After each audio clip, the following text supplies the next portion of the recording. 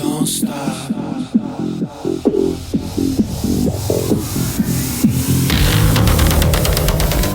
Hi, thanks so much for joining me on the Everything and Anything and a Bit Gay podcast.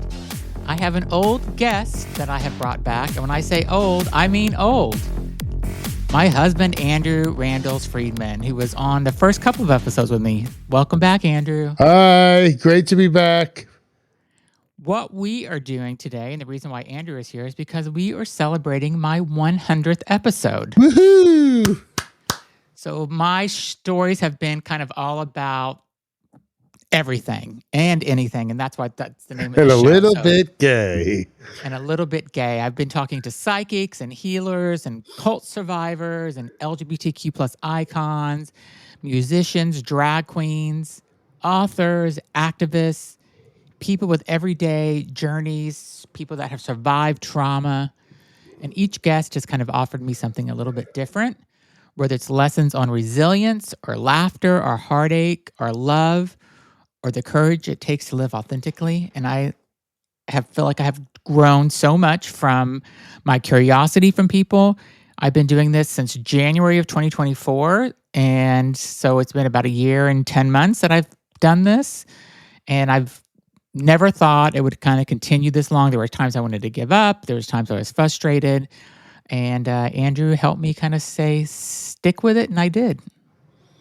Yeah, it's been an amazing journey watching you grow as an interviewer, as a conversationalist, as a, performer, and also just what's going on beneath the hood, so to speak. So not only your on-camera personality and your growth from kind of interjecting sometimes at the beginning just to keep you part of the podcast to really becoming a more conversationalist and really getting people to open up. You know, time after time, that's been the common refrain from people, that you have really gotten them to talk about things that they really didn't expect to talk about. And that could be just the very nature of how you approach the podcasts, or really just your personality, right? You're not here to interview people as much as kind of get to know them, because you're doing this based on things that kind of you're interested in, and then hopefully your audience is interested in it. And clearly they are, because the audience has grown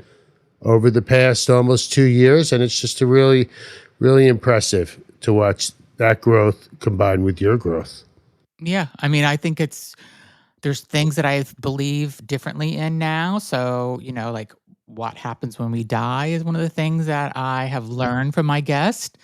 There's been a lot of reincarnation topics that I've had on my show, and psychic mediums, and I've done a past life regression, and I had a hypnotist on my show that you haven't heard that episode yet, but he's coming out later this season, the Hollywood hypnotist. And I've gotten to connect with like a lot of people in my past. So my person that I was best friends, really good friends with, and my roommate in college, Lise, was on my show. And we talked about our adventures living in South Beach in the 1990s and how insane and crazy it was. I did my coming out story. Andrew and I talked about our 25 years at that time together, and we're almost hitting 27 years. By the time this podcast comes out, it will be 27 years. And we just talked about our families. And I actually exposed more of mine and Andrew's life than I ever thought I actually wanted to. And it kind of just came out. And those episodes did well. So, and I also surprised that I got listeners and people subscribing so quickly, which was great. I thought it would, I don't know, I thought I'd have my friends listen and a few other people would catch on. And then, before you know it, there's a whole audience listening. Yeah. I mean, what do you think? What have you learned? What are the 3 things that you think you've learned the most during this experience? I don't want to say process. I'll just say the overall experience. I think I have learned to listen better and let people talk, because at the beginning I was doing a lot of talking and interjecting and not letting people and interrupting people. Mm-hmm. So I think I've learned how to do, yeah, exactly. And I still do sometimes, but I have learned how to listen better and let people tell their story. I've learned how to push people sometimes, even when they don't maybe thought they would feel comfortable with a topic. I've tried to get things out of them. I've had a few guests cry, which I was surprised about, and then I also one of the other things I learned is that give people credit for what they've kind of done in their life, and a lot of these people are survivors and they are giving back. And I always make sure that I try to say, do you ever take a moment to kind of reflect back on yourself and just to think about what you've given to the world or what you've given to these people? There was a woman named Lisa Sugarman that does works on a suicide hotline. And I asked her, did you ever kind of step back and think about all the people's lives that you've saved? And a lot of people said that they don't step back and think about that. And I think it's important for people to step back and think, wow, I have saved lives, or I have impacted somebody's life, or I've made it better, or a family's life better. And when she saved the lives of these people on the suicide hotline, she also like saved a lot of grief and stuff from people's families or their friends and stuff. So there's just a lot of people that I want them to do that. I think the last thing that I'll say that I have more respect for now than I did. I respected transgender people before, but after interviewing transgender people, and especially what we're going through now in the United States with all these anti-trans bills and laws and bathroom issues and stuff that they have, where they can't go into a bathroom for the sex that they are. I've learned that transgender people are such survivors, and I have such a respect for them, and I understand them more. And I think 15 years ago, maybe I didn't understand, like, why would a man want to turn into a woman? Like, like they can do whatever they want, but I didn't get it. And now after meeting, these people, I don't want to say I totally didn't understand it before I started the podcast, but I have a whole new outlook on it where I totally understand it now. Like, I understand that they were born this way, the same way I was born gay, the same way you were born gay, and they were just born in the wrong body. And and it's not fair that the way they're treated. And I really have a lot of empathy for people that are transgender. Hmm.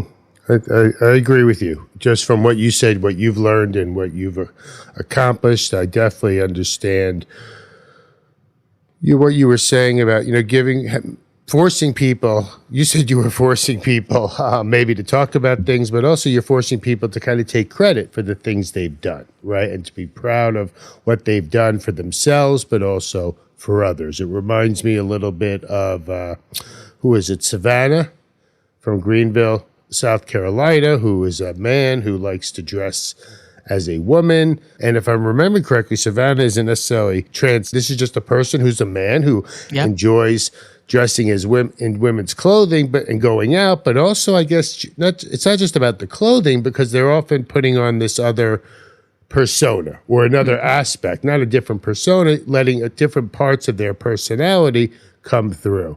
And that was a really interesting learning opportunity for me, because it really made me think of just kind of this, all the world's a stage, and we all dress up, or we all wear masks, or we all present ourselves in different ways depending on the situations. And while some people don't necessarily want to recognize it, or it might be like little tiny things, not like dressing so differently, if we go out for dinner or we go to a wedding, right, we're going to dress a little differently than if we go to work, or if we're home lazying, let's say, all day, or if we have to go to the store, or how we might present ourselves to work colleagues different than how we might present ourselves when we're home alone with our partner or with our kids.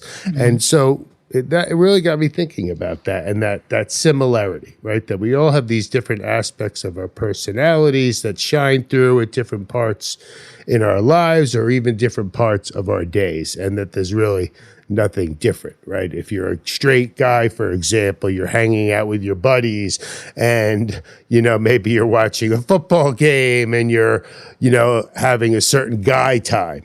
And that's you're probably acting a little differently, right? And maybe you're wearing a certain outfit. You're wearing your team jersey, right? You're wearing these jeans, and that could be very different than if you're taking your kids, let's say, to the fun park, right? And Yeah. maybe you're wearing different clothes with your friends, or having different interactions with other parents at that. You're not acting the same way. And I think it's very much a similar to what Savannah talked about, and very much maybe how some trans people feel, right? But they're truly, truly, when they're wearing clothing or presenting as a male, and they certainly don't feel as society says a male is, that they're just doing what makes them feel comfortable and happy.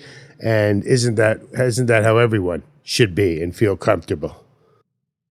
And we'll be right back. Okay, now back to the show. I think about just how people have also gone through, like the guy that I interviewed kind of earlier in the show. He had to go through gay conversion therapy, and like imagine like having like you're living in Kentucky or where I think he was in Kentucky, and your parents all of a sudden one day take you to gay conversion therapy, and then the person that's doing this gay conversion therapy is basically like abusing people, and it's just crazy the stories and that people have told. One of my favorite people that I have interviewed is a woman named Elaine Benfield, and she lives in Atlanta. And she came on. She's a straight woman. She was married to a man. They were married for 19 years. He went on a business trip to London. He came back and told her, "Hey, I need to tell you something. I ended up having an affair with somebody when I was in London." And she was just like, "Oh, no, really? What was her name?" And she goes, "His name was whatever." And she found out that it was a guy. And then she tried to work through it and, open herself up. And then a couple months later, he came back and said, "I have to tell you something. I've cheated on you with hundreds of people over the last 10 years, men, women, everything." And so she has her own podcast called Inspiring Stories, and she's such an inspiration. She has a trans daughter also, and she just kind of just I just think she's so amazing, and she always sticks in my head when I think about one of the episodes that I love, because she was brave enough to come on and talk about her personal life like that, and also just put it out there about what her husband did to her, and she's much better off now. So those are the type of people I love to talk to. I also love talking with somebody I connect with that I knew in South Beach, Shelly Novak. I actually had her on twice. She was she still is a legend on South Beach, a drag queen, and she's just amazing. And her stories were so great. And she had so many celebrity encounters in the 90s in South Beach. And I really loved connecting with her. And we text back and forth still. And I don't know, it just feels like connecting to an old friend back, from the 90s. So Yeah, I enjoyed that episode. I don't remember which one it was, but it was fun just knowing you, and not to have known you in South Beach, but to hear these stories from another person, and to hear really about Shelley kind of discovering her personality as a performer. Because at the yeah, beginning, it's kind of, or at least part of the interview, it wasn't like she didn't set out to be a drag queen as much as, right, she wasn't the best looking young man, I guess, didn't have the best South Beach body, but found a little niche. And I think the quote was something like, "I could dress up as a woman and eat pizza on top of a speaker and get paid to do it and be out," yeah, right, in yeah, South Beach. And so she kind of was able to create a little niche, or a little unique kind of persona for herself, that put her on this path, and introduced her to other people, other drag queens at the time, who were all doing their own unique thing. And it was kind of, a lot of this was kind of at the beginning of really the big club scene in South Beach and the area, as things were taking off, and they were kind of royalty. And I think even Shelley used the term, we were kind of the Justice League, right? And that we each had our own kind of persona and our own kind of status, and like kind of way of doing drag, and by creating these unique personalities that weren't necessarily maybe the stereotype of a lip syncing bitchy kind of queen, yeah. right? And not taking themselves too seriously as well, which I thought was really cool, because those are usually the type of drag queens that I enjoy, the ones that don't take themselves too seriously, that kind of come up with their own really unique persona.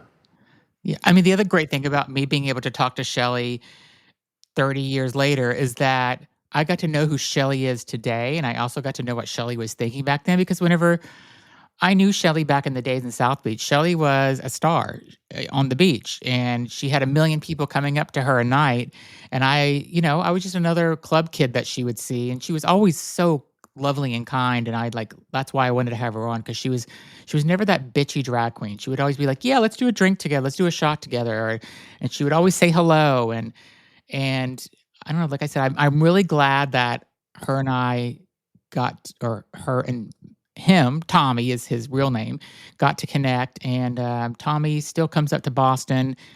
He was just up here, and I wish I would have had more time to see him. So the next time he comes up, I'm going to make sure I do that. But it was just great to reconnect with him.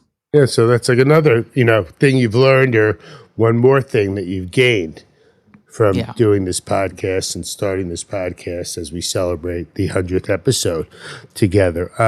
What about, what I thought was really cool? The kind of like there's a service aspect of what you're doing, kind of presenting these stories. And we talked a little bit about the service kind of to these individuals and you helping them understand how they've been helping people, helping yourself, maybe helping them think about these memories, but also about the community, I think, and a lot of different ways helping the overall community, the GLBTQ plus straight ally community, or just any of the listeners here, kind of shedding new light, helping people gain new insights into some of these areas where we all might not be exactly sure, right, how we think, or right, like this is different to us, right, all very different from different generations. Mhm. And along those lines, there was the episode you had with Dr. Sarah Glass, who Mm. was she had come from, I think, a background, a Hasidic, Brooklyn Jewish Hasidic community, and now Yep.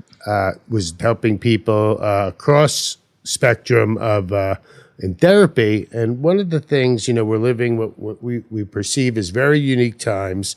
We felt we've lived through a lot of advancement for the community, and now it seems like we're going back. And I thought, in particular, she talked about, and you helped her talk about, how should we be feeling, and how does she help her patients who feel like the sky is falling, Yeah. and is this, and a lot of times she talked something along the lines of, sometimes with patients the sky is always falling, there's always something to be worried about or scared, and her job is often to help people understand, is this something that should occupy my everyday concern, right? How do I function every day if this is such a big deal? But she even talked a little bit about how this is a unique time, and that we all have different backgrounds, different financial kind of backgrounds, different ways of dealing with things mentally or through our professions or our support networks. And just how she's been acknowledging for some people that yes, this is what is happening now, is you have a right to be concerned, and helping people deal with that legitimate concern about what's happening in the world, when it's not like just paranoia, right? Seems to be a concerted effort to go after people who are different, no matter what that Yep. difference is. And I thought that was a little eye-opening for me, that she, as a therapist, has to say, yes, I agree with you, and here's how do you think you can deal with this on a day-to-day basis. What are your thoughts Yeah. on that interview Yeah. and I that mean, service to the community as a whole? yeah, and I love what she does because she was married to a Hasidic Jew man, and she is a lesbian now, and she's living her authentic life, and she's helping people, like you just said, and it's just she's helping so many people, not just LGBTQ plus people, but she's helping a lot of people, and she's got her authentic life now, and that's why I loved her story because she was living in this world. She has kids. When you have kids, you also have to think about how your decisions are going to impact them. And she just really opened up, and I just really loved her as a person. And then I follow her on TikTok now, and she's got a great life. She's dating this famous comedian now, and I knew the comedian before I seen them together on her Instagram, and she just I don't know. She's just a really great person. It's just like she's another one of those people that I want to keep in contact with because I really, really like them. So, um, one of the other things that I was uh, ready for, and it hasn't been that bad, was getting criticized or getting some like hate DMs and stuff like that. It hasn't been that bad. I mean, once in a while I get something. No one's ever just been like, you gay fag or anything like that. I've never got anything like that. Um, but I do get weird DMs from people just saying, yeah, I know you're married, but you, yeah, I told you about them. I showed you I those know, I'm DMs before, joking with that and expression. I know. I know you're married, but I think if you met me, and it's just like, what are you talking about? Like, I just did a podcast with my husband saying we were together for 25 years and we're not monogamous, and now you're sending me this stupid fucking DM. So, It is an interesting insight into the people that are out there, and you read different things about podcasts, or even just like, fans or fanatics, Jennifer Aniston stalkers and things. And I think it's kind of interesting, right? That you just put yourself out there into the public discourse or the public conversation, whether it's podcasts or movies or TVs or who knows, TikTok, and all of a sudden you have these people who are out there and for whatever particular reason kind of start to build in their minds that there's a relationship, right? That in a certain way you're talking to them, even, it could be as simple as responding to a DM, right? But how that's maybe a topic for a full podcast about, people who are out there spending a lot of time online. Because that's how I perceive messages like that somehow they built something up in their minds. but there's been times I wanted to post or talk about some of these DMs I get, but then I'm like, no, I'm just feeding into them, and then if they're sending me shit like that, they could be crazy. So we don't want anybody showing up at our house one day with a gun. I mean, there's one other one. There's one other. I guess this is a more recent podcast that sticks out in my mind. Is the one, and maybe it was because this was somebody of a different generation, a much more recent generation is a good word. Was 6'5", and for the maybe just the simplest reason is he's a more recent generation person than you've had on for most of the interviews that you've done. And so it was great to get an understanding of some of his perspectives on things.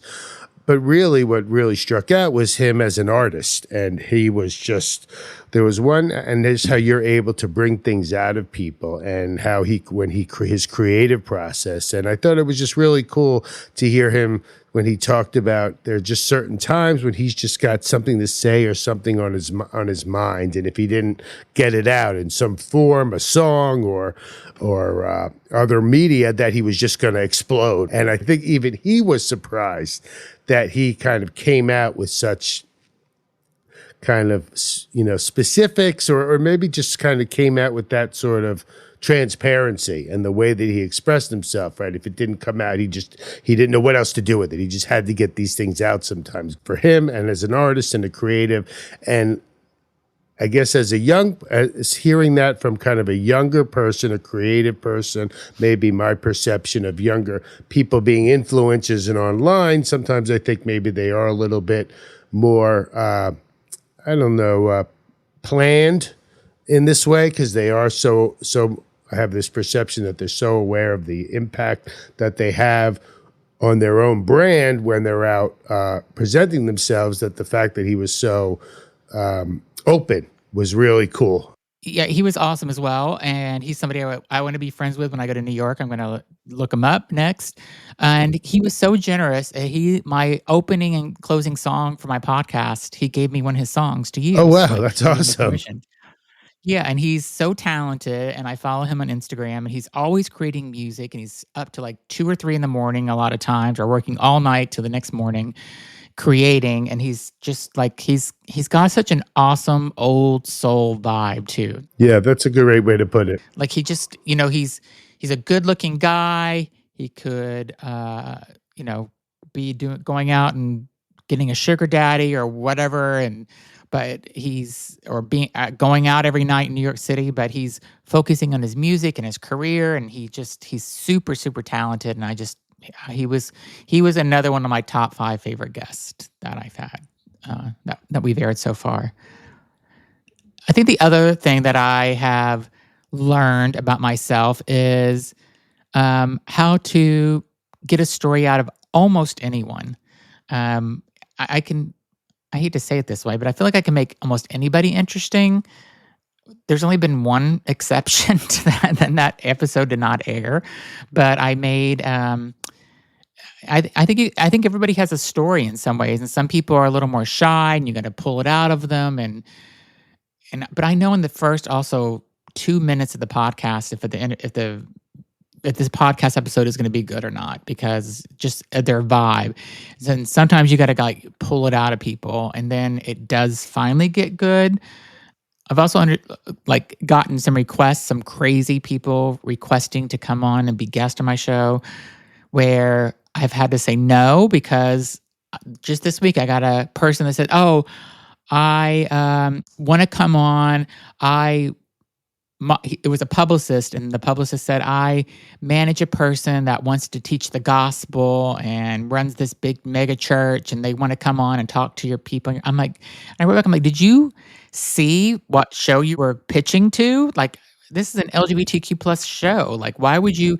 There's nothing in there. You said you were talking about Christians and showing the word of God and talking about all the things that are wrong in the world, which is, you think that we're wrong. So why would I have you on my show? Like, it's just like they just picked a podcast and said, let's just see if we can get them on there or something. I don't know. Just people don't. And there's also a lot of kind of scam people out there too that want to come on and talk about some book that they wrote. And it's like the book is like self-published and it's really never sold anything. And they're just wanting to come on and be on a podcast. So it's just kind of bizarre. Well, no, that goes back to, right, you wanting to have people on. I think this has changed a little bit as well, right? You want to have people on that you're interested in. And I think this has kind of evolved as well at the beginning, but because you are also now that was kind of the beginning idea, right? I want these people on because I want to talk to them. This is something that's interesting to me, right? And so it's kind of like, and we're going to do a podcast, but I want to talk to these people and get to know them. And as you've developed your skill sets, but also I think as you've become open to folks maybe outside of your particular interest, because number one, you realize you have an audience, right? So you want to think sometimes a little, what are you interested in? That served you well. But what your audience might be interested in based on what's currently happening, in pop culture or in the current times, as well as your ability to, like you said, start to find a story from anybody. I think that's been a growth area for you personally, is that you've discovered that through talking and through conversation and through this one-on-one, what you might not originally perceive to be somebody who might be interesting, if you can get them as you're able to build kind of trust with these people and get them to open up, everybody does have a story. Everybody has their own, hills and valleys. And then through the conversations about their stories, we all can learn from it and find commonalities. And I think that's an area that you've definitely grown in over this past couple of years through the podcast. Yeah. And I also, I started, just to kind of go back to the beginning, I started this because I did a podcast at one of my former companies, and it was mostly an internal podcast interviewing leaders. And I never wanted to do it because I hated my voice. And then whenever I wasn't forced to do it, but I kind of was forced to do the podcast. And then after I got a new job, I kind of missed doing it. And then I'm like, okay, well, let me try to just like do my own podcast and see what happens. And I was just going to do it for fun, not ever knowing if I was going to, make any money on it and stuff. And so it was really, we made a little bit of money on it and still making some money. And that's kind of what makes me happy also doing the podcast. So just seeing a little bit of money coming in every month. Yeah, well, of course. Well, it's also the reward, for your efforts, right? I mean, this is very much become. Oh, this is a full-time job. A second job, right? A full-time job. So of course you should be rewarded Booking for guests, it. finding guests, editing, social media promotions. scheduling the guests, scheduling the podcast to go out. It's a lot more work than I thought it was going to be. And then I started another podcast called Listen Up Girl, where I do LGBTQ plus news. And that was once a week. And now it's 3 times a week, sometimes 4, because there's so much LGBTQ plus news coming out. But I really love doing that. It takes, it's 10 minutes most of the time or less of LGBTQ plus news. And it's just keeping me informed. I think other people informed about what's happening in the world. And for some reason, I feel like I'm giving something back. And I've gotten emails and text or DMs about that, where they're like, stop saying like you only have bad stories to say, because that's where we are right now. But we need to hear these. Like, many people sent me those DMs, like, keep informing us so we know what to do and stuff. So it just, I don't know. I've gotten DMs like that and emails that made me feel good. I also, and just before we wrap up, at the beginning, I was really kind of focusing on an LGBTQ plus audience, and it still kind of is most of my audience. But I got 2 emails saying, just want to let you know, I'm a straight guy. I listen to your show and I like it. So don't think that your only listeners are part of the LGBTQ plus community. So that also made me think about, like, who do I want to have on and stuff. Yeah. And you should remember, just like you said about, you should, all the good things that your guests, you remind your guests all the good things and all the help they're bringing to people and all the information and the contributions they're making. You're making those same contributions in so many ways, and it's reflective of the popularity of what you've been doing, the podcast, reflective in the growth in the audience and the worldwide global audience, right, that you've discovered. So kudos to you. I mean, it's been a great 100 episodes, and it'll be amazing when we revisit this again for the 200th episode, right, where we are and where you are in this journey. Yeah, and it's weird whenever I look at the analytics and demographics of the show, because when I see, like, oh, I had this many people in New Zealand or in Japan, or, sometimes it's weird countries. Like, I'll get in Afghanistan. I'm like, why is somebody in Afghanistan? They hate gays. Like, why are they listening to this show in Afghanistan? But maybe it's somebody in the military in Afghanistan that's listening to it. So you never know. Ooh. So yeah. Anyway, I'm really enjoying doing the podcast. I want to thank everybody for continuing listening. I know I get on these little kicks where I have a bunch of psychic mediums, or I talk about reincarnation for several episodes, and then I move on to the next topic. But again, it's everything and anything, and it's kind of like what I want to talk about. And I try to bring on the most interesting people that I find. And like I said, 99% of the people I've spoken with on my show and had interviews with, I've really, really enjoyed them. And again, this show's made me open up to who I am and talk about my personal life, which I never thought I would do. And thank you, Andrew, for supporting me. And those late nights when you're like, okay, are we going to have dinner now, or are you going to continue doing something with your podcast? And so I have to thank you for doing that. You're welcome. I also want to just thank all my listeners for the show that listen to this. Thank you for coming through this journey with me. Thank you for following me on Instagram and giving me positive feedback and comments and DMs, whether they're weird or not. I read them, most of them anyway. And I just look at, again, the analytics and demographics, and I just see how many people across different countries are listening. And, and I just appreciate my listeners so much, because of they're listening to what I have to say. And I never thought anybody would care what I have to say in a podcast. And the fact that you're entertained by this just means so much to me. And I'm going to continue bringing you great shows in the future. And if you have ideas of people you'd want me to interview or topics you want me to discuss, send me an email or shoot me a DM or leave a comment on the podcast and let me know, because I'm open to ideas. And again, I'm really enjoying this, and I love meeting new people and telling their story. And thanks everybody for listening. And here's to another 100 episodes, hopefully coming in the near future. Yeah, here's to another 100. Thanks for having me on, Zach. Thanks for being on, my husband, Andrew. Love you. Bye, everyone. Bye.